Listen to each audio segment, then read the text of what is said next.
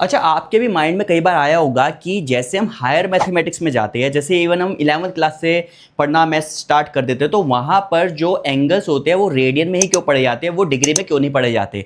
तो सबसे पहली बात मैं बताऊँ, मैंने डिग्री पर एक वीडियो बनाया था जो मैं लिंक डिस्क्रिप्शन में डाल दूंगा, कि मैंने ये बताया था कि जो सर्कल में जो 360 डिग्री जो बनता है ना, वो जो 360 का सर्कल की डायमेंशन से कोई लेना देना नहीं होता।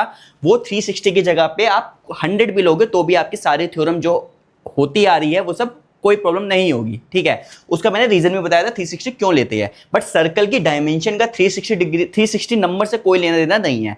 बट अब आ जाओ रेडियन के कॉन्सेप्ट में, तो देखो सबसे पहले हमें देखना रेडियन होता क्या है। तो देखो, मान लो आपके पास कोई आर रेडियस का सर्कल है, मुझे क्या करना है, मुझे जितने रेडियस का सर्कल है ना उतने लेंथ की आर्क लेनी है। सपोज मेरे को आर लेंथ की मैंने आर्क ले ली, सपोज ये इसकी लेंथ आर्क है, इसकी आर्क की लेंथ आर है आपकी, सपोज ये, ठीक है।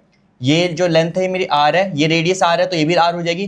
तो ये जितना भी एंगल बनाएगी थीटा, इस थीटा को हम मानेंगे 1 रेडियन। इस theta is equal to 1 radian, 1 C लिख दो या फिर 1 रेडियन कर दो, ठीक है।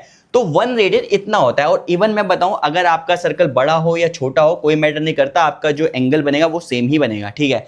तो 1 रेडियन का मतलब क्या होता है, जो एक आर रेडियस का सर्कल आर लेंथ की आर्क से जो सेंटर पे एंगल सबटेंड करे, उसको हम उतने एंगल को हम 1 रेडियन बोलते हैं। 1 रेडियन इतना हो गया तो 2 रेडियन इतना हो जाएगा, 3 रेडियन, कितने भी मैं रेडियंस निकाल सकता हूं।